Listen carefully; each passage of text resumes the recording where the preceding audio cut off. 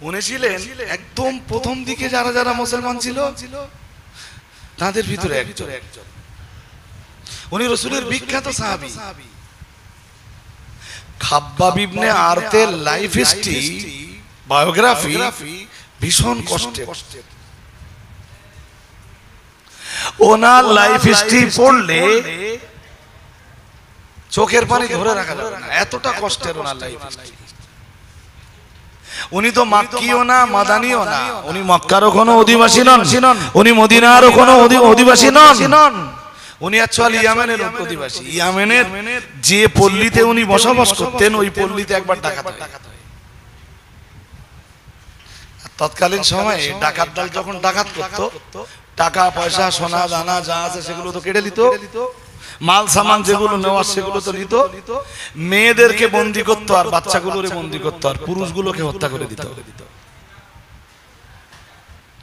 খাব্বাব ইবনে আরত, এই এত জোর আওয়াজ দিলে হবে না, না না, খাব্বাব ইবনে আরত রাদিয়াল্লাহু তাআলা আনহু যে পল্লীতে বসবাস করতেন বাবা মায়ের সঙ্গে ভাই বোনের সঙ্গে, সেই পল্লীতে ডাকাতি হলো। ঠিক সেই পিরিয়ডে যারা যারা যেসব শিশুরা বন্দী হলো, খাব্বাব ইবনে আরত তাদের ভিতরে একজন। বিভিন্ন বাজারে বিক্রি হতে হতে হতে হতে মালিকানার হাত বদল হতে হতে এক সময় খাব্বাব ইবনে আরতের ভাগ্য তাকে মক্কার বাজারে তুলল। মক্কার বাজারে হযরত খাব্বাবকে কিনলো একজন মহিলা। সে মহিলা খুব বিচক্ষণ, তার নাম উম্মে আনমার। উম্মে আনমার নাম নিয়ে এক মহিলা খাব্বাবকে কিনে দিল।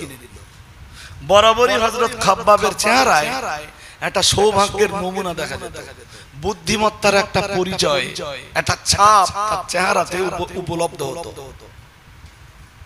আর এই মহিলা উম্মে আনমার ছিলেন খুবই বিচক্ষণ। মক্কার বাজারে মহিলা গোলাম কিনতেছে, অন্য কোন গোলাম পছন্দ হলো না। হযরত খাব্বাব রাদিয়াল্লাহু তাআলা আনহু তখন বাচ্চা, তাকে কিনবার জন্য খাব্বাবের কিনবার লাইনে যারা দাঁড়িয়ে ছিল এই মহিলাও ওই লাইনে দাঁড়িয়ে গেল।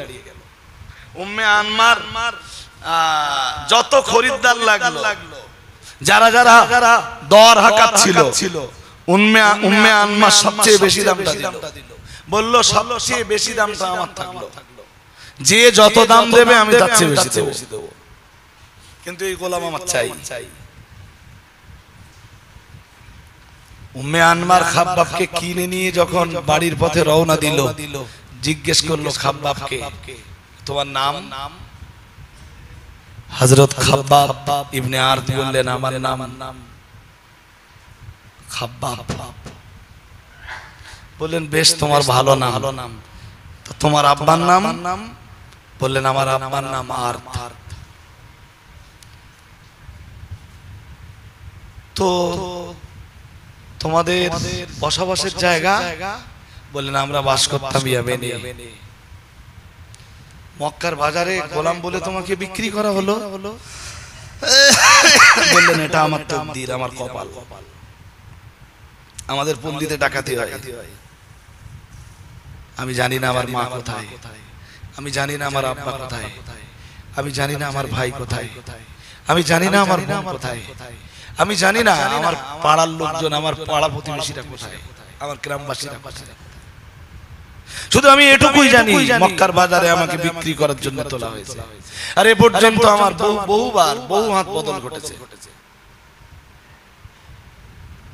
উম্মে আনমান বলল, তোমাকে দেখে তো মনে হয় তুমি খুব বুদ্ধিমান, চতুর, বুদ্ধিমত্তার ছাপ তোমার চেহারায় সুস্পষ্ট। তুমি আমার বাড়িতে থাকো, আমার বাড়িতে খুব বেশি কষ্ট তোমার করতে হবে না। যদিও তুমি আমার বাড়ির গোলাম, খাব্বাবের জীবন খুব ভালোই কাটছিল, তবে মায়ের কথা, বাবার কথা, ভাইয়ের কথা, বোনের কথা যখনই মনে হতো তখনই খাব্বাব ভাবতেন যে এই জুলুম, এই অত্যাচার, এই কালো দিনের কি কোনোদিন শেষ নেই? এই জুলুম অত্যাচারের অবসান কি কখনো হবে না? কেউ কি এই মাজলুমের দায়িত্ব নেবে না? কেউ কি এসে এই জুলুম অত্যাচারের এগেনস্টে প্রতিবাদ করবে না?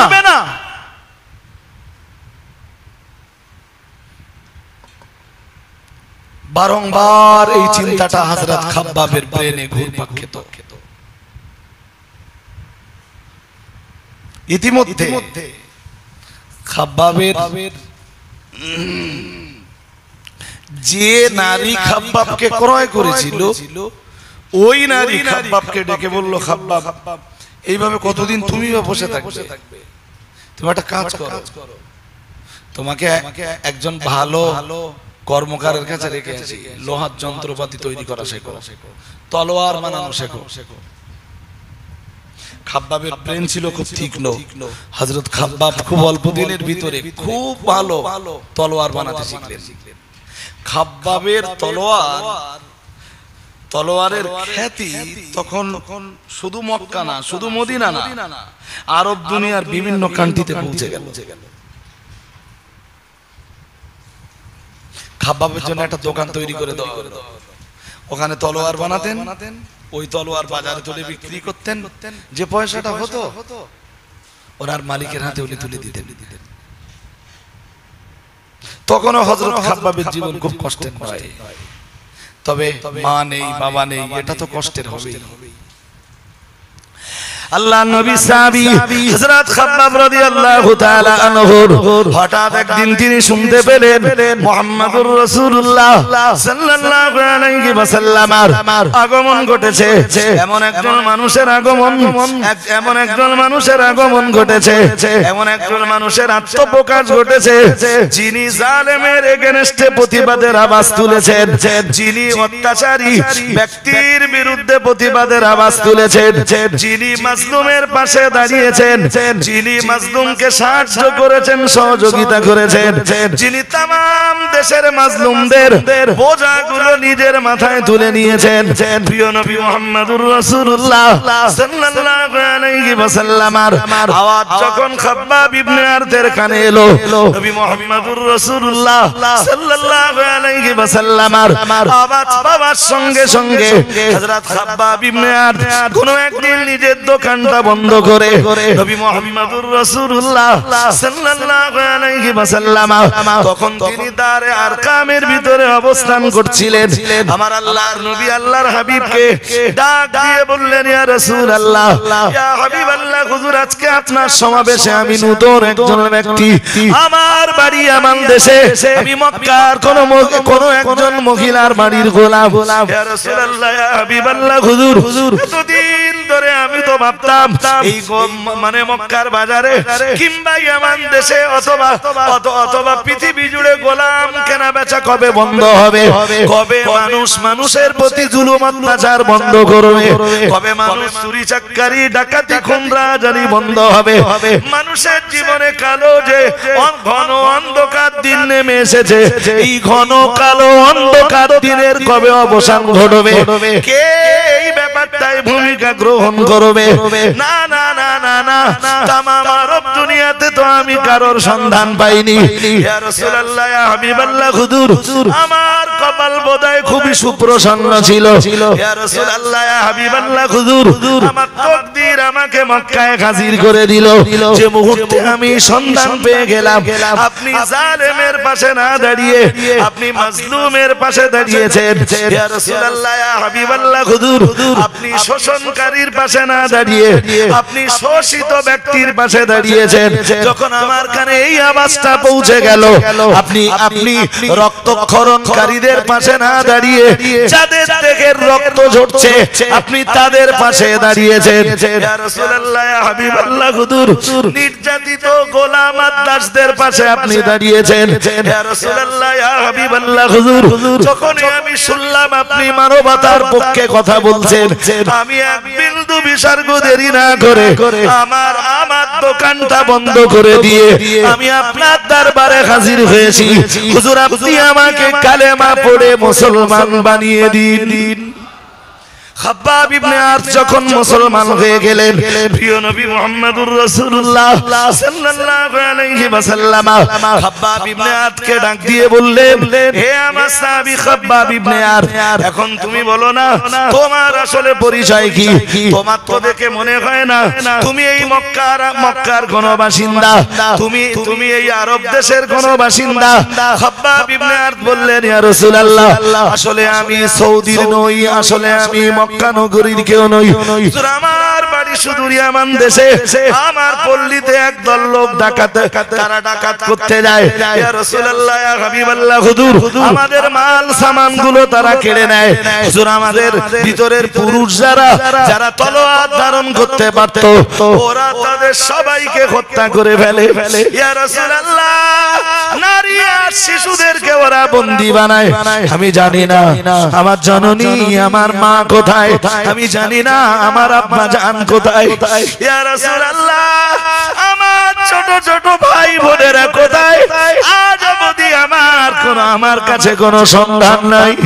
ইয়া রাসূলুল্লাহ, ইয়া হাবিবাল্লাহ, হুজুর কিন্তু আমি আপনার দরবারে এসে আমি পিছনে দিনের সব কথা প্রায় ভুলে গেছি। ইয়া রাসূলুল্লাহ, ইয়া হাবিবাল্লাহ, হুজুর আজ অবধি যারা ইসলাম কবুল করেছেন সবাই তো ইসলামকে গোপন করে রেখেছেন, লুকিয়ে রেখেছেন। পারবো না হুজুর, আপনি আমায় শুধু অনুমতি দেন, আমি পারবো না আমার ইসলাম গ্রহণের খবরটা আমি কারো থেকে গোপন রাখতে পারবো না। হুজুর আমি আজই আমার ইসলাম কবুলের মেসেজ, সংবাদ বার্তাটা আমি আমার মালিক মনিবদের কাছে পৌঁছে দিব।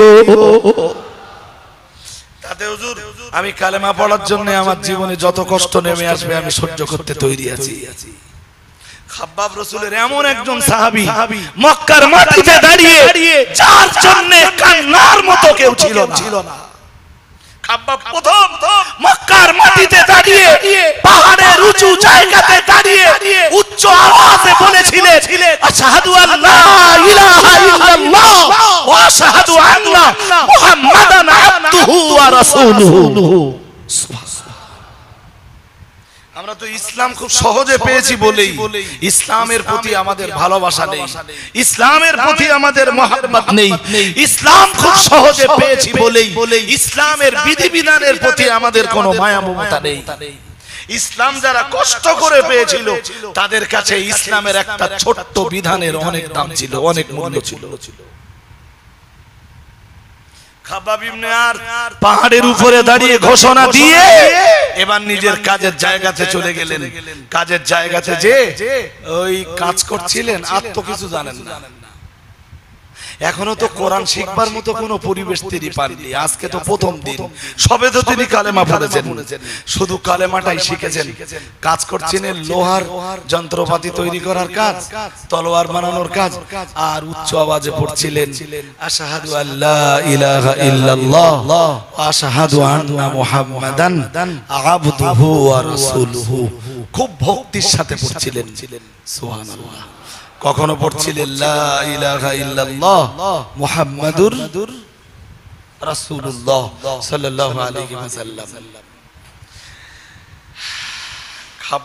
হযরত খাব্বাবের মনিপক্ষের লোক যারা যখন খাব্বাবের কালেমা পড়ার আওয়াজ তাদের কানে গেল এবং তারা এটাও বুঝতে পারলো যে হযরত খাব্বাবের এই কালেমা পড়ার আওয়াজ অনেক দূর পর্যন্ত পৌঁছে গেছে।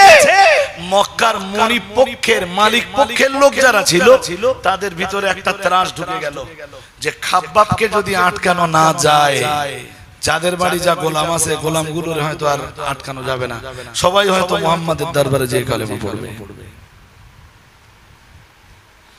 আমরা সাধারণত হযরত বেলালের ইতিহাসটা খুব জানি। হযরত বেলালের জীবন খুব কষ্টের জীবনে ছিল, কিন্তু হযরত খাব্বাবের জীবন যে কত কষ্টের ছিল আমরা হযরত খাব্বাবের মানে কষ্টের জীবনের সাথে মোটেই পরিচিত নই। ব্যাস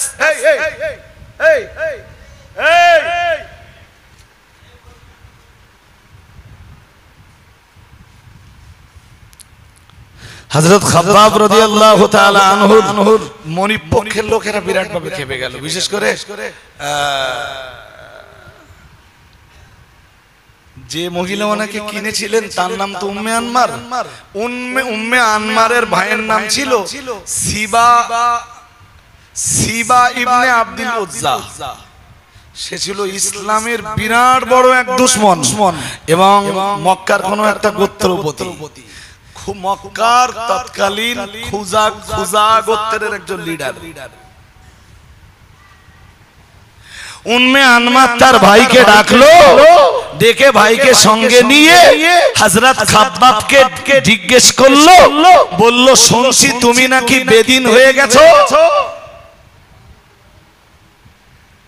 হযরত খাব্বাব হাসতে হাসতে জবাব দিলেন, বলেন আমি বেদিন হইনি, আমি সত্য দিনের সন্ধান পেয়েছি।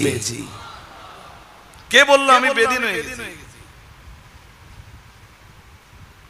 আমি এমন একজন মানুষের প্রচারিত দিন কবুল করেছি যিনি সত্য দিন প্রচার করছেন। বলেই তিনি ওদের সবার সামনে পড়লেন, আশহাদু আল্লা ইলাহা ইল্লাল্লাহ ওয়া আশহাদু আন্না মুহাম্মাদান আবদুহু ওয়া রাসূলুহু। সিবা ইবনে আব্দুল উজ্জা বলল, তুমি কালেমা পড়েছো, তাহলে তুমি জানো তোমার কি হবে, কি হতে পারে তোমার। খাব্বাব ইবনে আরদ বললেন, কি হবে ও আর ভেবে লাভ কি, খুব বেশি হলে মারতে মারতে আমার জীবনটা কেড়ে নেবেন, তারপরে তো আর কিছু না। কিন্তু সব দিলেও কালেমা দেব না, সব দিলেও ঈমান দেব না, সব ছাড়লেও আল্লাহ ছাড়বো না, সব ছাড়লেও হযরত মুহাম্মদকে ছাড়বো না। সুবহানাল্লাহ। আর একটু মন খুলে বলুন, আপনাদের যত প্রকারের অত্যাচার আছে সব যদি খাব্বাবের উপরে চালাতে পারেন, চালান। খাব্বাব মেনে নেওয়ার জন্য, খাব্বাবের শরীর সেগুলোকে বরদাস্ত করার জন্য তৈরি আছে। বাট হযরত খাব্বাব মুহাম্মদ সাল্লাল্লাহু আলাইহি ওয়াসাল্লামকে কখনো ভুলবে না। খাব্বাব আর পূর্বপুরুষদের ধর্মে কখনো ফিরে আসবে না। সুবহানাল্লাহ। আরেকটু মন খুলে বলুন, খাব্বাবের অন্তরে যেন কোনো ভয় নেই, চোখে যেন ডর বা ভয়ের কোনো নমুনা নেই, একদম বীর পুরুষের মতো গর্জে উঠেছেন। মক্কার নেতারা ভীষণ চিন্তায় পড়ে গেল, বলে এটা তো মেরেও হবে না, মেরে যদি এর না হয় এখন উপায় কি। মক্কার নেতারা সব কটা এক জায়গায় হলো রাত্রেবেলা, হযরত খাব্বাবের উপরে কি ব্যবস্থা নেওয়া যায়। ওরা সবাই মিলে সিদ্ধান্ত নিল, খাব্বাব ইবনে আরদকে একটা ফাঁকা ময়দানে নিয়ে যাওয়া হবে। প্রচন্ড তাপের সময়, দুপুর বেলা প্রচন্ড রৌদ্রের তাপ যখন প্রচন্ড বেড়ে যাবে, ওই রকম একটা কন্ডিশনে বাতাহানামীয় জায়গায় নিয়ে যাওয়া হবে। এমন একটা জায়গায় নিয়ে যাওয়া হবে যেখানকার বালু প্রচন্ড গরম হয়ে যায়। হযরত খাব্বাবের তামাম জামা কাপড় সব খুলে নেওয়া হবে। খাব্বাবকে উলঙ্গ করে কেবলমাত্র খাব্বাবের গায়ে লোহার জামা কাপড় পরিয়ে দেওয়া হবে। খাব্বাবের গায়ে লোহার জামা কাপড় পরিয়ে দিয়ে তপ্ত মরুভূমির বালুর উপর হযরত খাব্বাবকে শুইয়ে দেওয়া হবে। খাব্বাবকে জিজ্ঞেস করা হবে মুহাম্মদুর রাসূলুল্লাহ সাল্লাল্লাহু আলাইহি ওয়াসাল্লামের দ্বীন সে বর্জন করবে কিনা। ওদের প্ল্যান অনুযায়ী পরের দিন দুপুর বেলায় ওরা খাব্বাব ইবনে আরদ রাদিয়াল্লাহু তাআলা আনহুকে সঙ্গে নিয়ে মরুভূমির বাতাহানামীয় জায়গায় চলে গেল। খাব্বাবের দেখে জামা কাপড়গুলো খুলে ফেলা হলো, লোহের একটা পোশাক পরিয়ে দেওয়া হলো। প্রচন্ড গরমের দিনে সৌদি আরব এমনি মক্কা এমনি গ্রীষ্ম প্রধান দেশ, প্রচন্ড গরম। মরুভূমির বালুতে যেখানে খালি পায়ে হাঁটা যায় না, সেখানে ওনার গায়ে লোহের জামা কাপড় পরিয়ে দিয়ে মরুভূমির তপ্ত বালুর উপরে ওনাকে যখন শুইয়ে দেওয়া হলো, হযরত খাব্বাবের জবান দিয়ে তখন উচ্চারিত হচ্ছিল আশহাদু আল্লা ইলাহা ইল্লাল্লাহ ওয়া আশহাদু আন্না মুহাম্মাদান আবদুহু ওয়া রাসূলুহু। কখনো তিনি পড়ছিলেন লা ইলাহা ইল্লাল্লাহ মুহাম্মাদুর রাসূলুল্লাহ সাল্লাল্লাহু আলাইহি ওয়াসাল্লাম। হযরত খাব্বাব ইবনে আরত এই প্রচন্ড রৌদ্র দহনে যখন উনি দগ্ধ হয়ে যাচ্ছিলেন, একদিকে মরুভূমির বালুর গরম, অন্যদিকে তার গায়ে লৌহের পোশাক পরা। হযরত খাব্বাব ইবনে আরত প্রচন্ড পিপাসার্ত হয়ে গেলেন, পানি পানি করে চিল্লাতে লাগলেন, তোমরা আমাকে একটু পানি দাও, আমার পিপাসা নিবারণ করো। হযরত খাব্বাব ইবনে আরত রাদিয়াল্লাহু তাআলা আনহুর আবেদনে ওরা সাড়া দিল না, এক ফোঁটা পানিও দিল না। হযরত খাব্বাব ইবনে আরত প্রায় মৃত্যুর কোলে যখন ঢলে পড়লেন, খাব্বাবের মনিব চলে এলো, এসে বলল আজ আর নয়, চলো খাব্বাবকে এখান থেকে নিয়ে চলো। প্রিয় নবী মুহাম্মদুর রাসূলুল্লাহ সাল্লাল্লাহু আলাইহি ওয়াসাল্লামের প্রিয় সাহাবী খাব্বাব ইবনে আরতের প্রতি প্রতিনিয়ত ঠিক এই ধরনের জুলুম করত। উনি প্রচন্ড রৌদ্র দহনে দগ্ধ হয়ে রৌদ্রের প্রচন্ড তাপে ওনার গায়ে চামড়া যখন পুড়ে যেত, হযরত খাব্বাব পানি পানি করে চিল্লালো, এক ফোঁটা পানি ওনাকে দেওয়া হতো না। হযরত খাব্বাব রাদিয়াল্লাহু তাআলা আনহু কোন একদিন নবী মুহাম্মদুর রাসূলুল্লাহ সাল্লাল্লাহু আলাইহি ওয়াসাল্লাম যখন হযরত খাব্বাবের দোকানের পাশ দিয়ে যাচ্ছিলেন, ওরা হাজার চেষ্টা করেও যখন খাব্বাবকে আটকাতে পারল না, নবীর দরবারে যাওয়াও বন্ধ করতে পারল না। হযরত খাব্বাব ইবনে আরতের দোকানের পাশ দিয়ে রাসূলুল্লাহ একদিন যাচ্ছিলেন, যেতে যেতে যেতে যেতে আল্লাহর হাবিব খাব্বাবের দোকানে একটুখানি দাঁড়িয়ে গেলেন। রাসূলুল্লাহ জানো খুব আস্তে আস্তে খাব্বাবের কানে কানে কি একটা বলে গেলেন। খাব্বাবের বাড়ির মালিকের চোখ পড়ল খাব্বাব আর রাসূলুল্লাহর দিকে, প্রচন্ড রেগে গেল, মাথা কাজ করছিল না। তখন খাব্বাবের মনিব এসে খাব্বাবকে বলল, আজ তুমি মুহাম্মদুর রাসূলুল্লাহ সাল্লাল্লাহু আলাইহি ওয়াসাল্লামকে ছাড়লে না, তুমি তোমার নবীকে ছাড়তে পারলে না, এবার তোমার উপরে আরো কঠিন অত্যাচার শুরু হবে। এক বিন্দু দেরি না করে মানে লোহা আগুনের ভিতরে ঢুকিয়ে দেওয়া হলো। আগুনে লোহা যখন লাল টকটকে হয়ে গেল, ওই টকটকে লাল লোহার অংশটা হযরত খাব্বাবের মাথার উপরে রেখে দেওয়া হলো। হযরত খাব্বাব ইবনে আরতের মাথাটা যখন পুড়ে যাচ্ছিল, খাব্বাব রাদিয়াল্লাহু তাআলা আনহু চিৎকার করছিলেন। চিৎকার করতে করতে একটা পর্যায়ে হযরত খাব্বাব ইবনে আরত রাদিয়াল্লাহু তাআলা আনহু তিনি অজ্ঞান হয়ে গেলেন। বেশ কয়েকদিন ধরে খাব্বাবের উপরে এই অত্যাচার চলতো। যখন জ্ঞান ফিরে আসতো, হযরত খাব্বাবের যখন হুঁশ ফিরে পেতেন, তিনি শুধু পড়তেন লা ইলাহা ইল্লাল্লাহ মুহাম্মাদুর রাসূলুল্লাহ সাল্লাল্লাহু আলাইহি ওয়াসাল্লাম। হযরত খাব্বাব ইবনে আরত রাদিয়াল্লাহু তাআলা আনহু হঠাৎ একদিন আল্লাহর শাহী দরবারে হাত তুললেন, আল্লাহর দরবারে হাত তুলে বললেন, আল্লাহ শুধু ঈমান কবুল করার কারণে, ওয়াহদানিয়াতকে আমার কলিজায় জায়গা দেওয়ার কারণে এরা আমার প্রতি যে অত্যাচার করছে, এরা আমার প্রতি যে জুলুম করছে, আল্লাহ উম্মে আনমান নামনি মেয়েটা আমার প্রতি যে অত্যাচার করেছে, আল্লাহ আমাকে যে শাস্তিটাও দিয়েছে, ওই শাস্তিও নিজে না পাওয়া পর্যন্ত ওকে তুমি মাউত দিও না। খাব্বাবের সেদিনের দোয়া আল্লাহর দরবারে কবুল হলো। খাব্বাব রাসূলের ইন্তেকালের পরও বেঁচে ছিলেন, বহু যুদ্ধ করেছেন, এরপরও আল্লাহ তাকে বাঁচিয়ে রেখেছিলেন। ওমর যখন মুসলিম জাহানের খলিফা, একদিন ওমরের দরবারে এলেন। হযরত ওমর ওনাকে ভীষণ মর্যাদা দিতেন, খুব মর্যাদা দিতেন। হযরত ওমরের কাছে এলেন, ওমর পাশে বসালেন, বসিয়ে বললেন, ভাই খাব্বাব একটা কথা জিজ্ঞেস করব, তুমি ইসলাম কবুল করার পরে তোমার প্রতি কি ধরনের অত্যাচার হতো?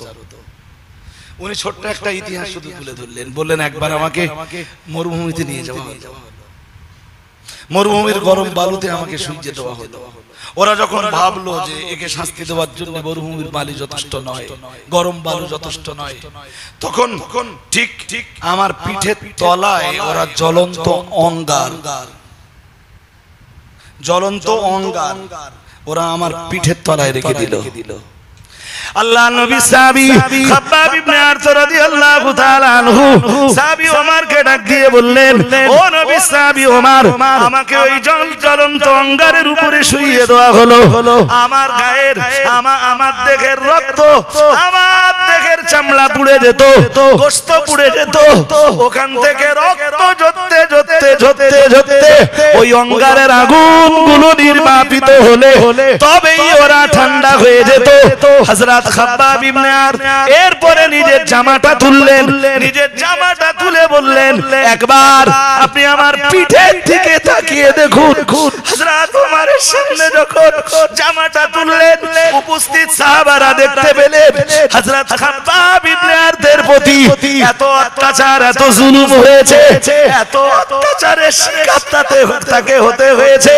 না না না না, তার পিঠে হাড় হাড্ডি ছাড়া গোশত বলতে আর কিছুই নেই। খাব্বাব বললেন, এই কঠিন অত্যাচার আমাকে সহ্য করতে হয়েছে। তবে যেদিন রাসূলুল্লাহ মদিনা মুনাওয়ারাতে তাকে হিজরতের অনুমতি দিচ্ছিলেন, খাব্বাব ইবনে আরত রাদিয়াল্লাহু তাআলা, মানে মাঝখানে তো খাব্বাবের বায়োগ্রাফি অনেক লম্বা, আমি শুধু শেষ পর্যায়ের কথাটা এবারে বলছি। খাব্বাব ইবনে আরত যখন রাসূল মদিনায় সাহাবীদের হিজরতের অনুমতি দিচ্ছিলেন, নবীজি বললেন, খাব্বাব তুমিও হিজরত করে মদিনায় যেতে পারো। খাব্বাব বললেন, হুজুর আমিও। বললেন, জি। খাব্বাব বললেন, তো হুজুর আপনি? নবীজি বললেন, আমার এখনো অনুমতি হয়নি, অনুমতি হলে আমি চলে যাব। তোমাকে বলছি তুমি যাও। খাব্বাব বললেন, হুজুর যদি একটা পারমিশন আমাকে দিতেন, আর কিছুদিন এখানে থেকে যাওয়ার, আমার জীবনের একটা জিনিস দেখতে বাকি আছে।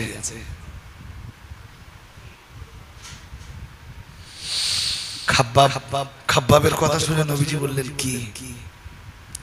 আল্লাহ নবী সাহাবী খাব্বাব ইবনে আরত রাদিয়াল্লাহু তাআলা আনহু বললেন, ইয়া রাসূলুল্লাহ, ইয়া হাবিবাল্লাহ, হুজুর আপনার জবানেই তো আমরা শুনেছি সালাসাতুম মুস্তাজাবুদ দাওয়া, তিন শ্রেণীর মানুষের দোয়া আল্লাহর শাহী দরবারে নিশ্চিত কবুল হয়ে যায়।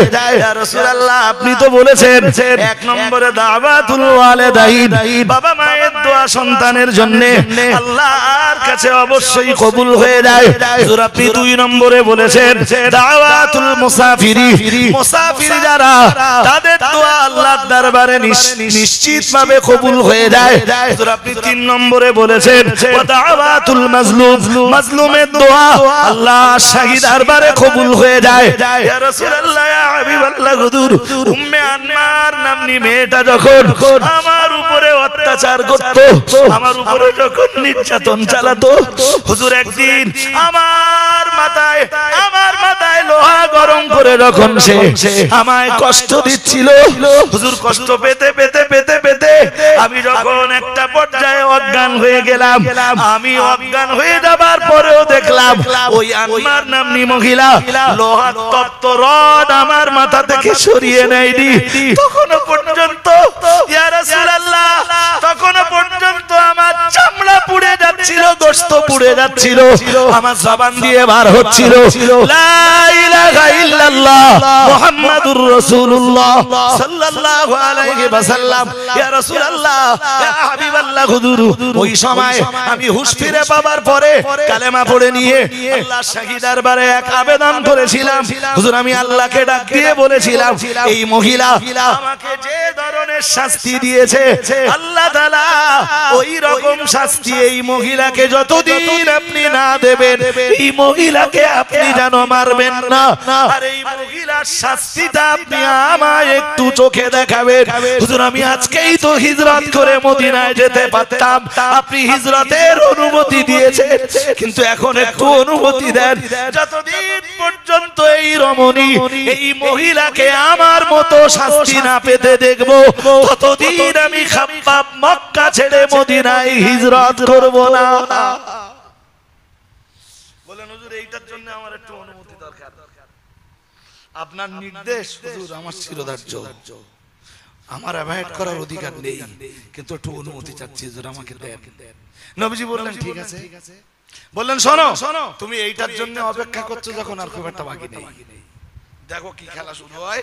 ঠিক তার পরদিন থেকে উম্মে আনমানের মাথা যন্ত্রণা শুরু হলো, প্রচন্ড মাথা যন্ত্রণা, এত বেশি মাথা যন্ত্রণা শুরু হলো যে মক্কা শুধু না, আরব দুনিয়ার ডাক্তাররাও হেরে গেল। পয়সা তো ছিল ভালো, ডাক্তারদের কাছে পরামর্শ চাওয়া হলো যে আপনাদের বিদ্যা বুদ্ধি সব কি শেষ? ডাক্তার বলল না, সব শেষ না, একটা রাস্তা আছে। তাহলে কি রাস্তা? ডাক্তাররা সেদিন বলেছিল একটাই রাস্তা, সেটা হলো লোহার রড গরম করে ওর মাথায় ধরা লাগবে। এই লোহার রড গরম করে মাথার চামড়া পুড়িয়ে দেওয়ার কষ্টটা যখন মাথা যন্ত্রণার চাইতে বেশি মনে হবে, তখন ওই মাথা যন্ত্রণাটা কমে যাবে। ঠিক ঠিক ওই উম্মে আনমার নামনি মহিলার জীবনে এই কঠিন দিন নেমে এলো। খাব্বাব ইবনে আরতের দোয়া কবুল হলো। খাব্বাব নিজে চোখে দেখতেন ওই মহিলাকে শাস্তি দেওয়া হচ্ছে। বলতেন আমার রাসূল ঠিকই বলেছেন, নির্যাতিত, নিপীড়িত, নিষ্পেষিত, অত্যাচারিত মানুষের দোয়া আল্লাহর দরবারে কবুল হয়ে যায়। এই কথাটা যেন আপনাদের মনে থাকে যে আমি কারোর উপরে কখনো অত্যাচার করব না। শক্তি আছে, শক্তির অপব্যবহার করব না। নির্যাতিত ব্যক্তি যে কোনো দোয়া করলে দোয়া কবুল হবেই, আজ অথবা কাল। আর নির্যাতনকারী ব্যক্তিকে ঠিক ওই রকম শাস্তির সম্মুখীন হতে হবে, সে মানুষকে যেমন শাস্তি দেবে। ইতিহাসের পাতা আলগা করলে আমরা ঠিক তাই পাই।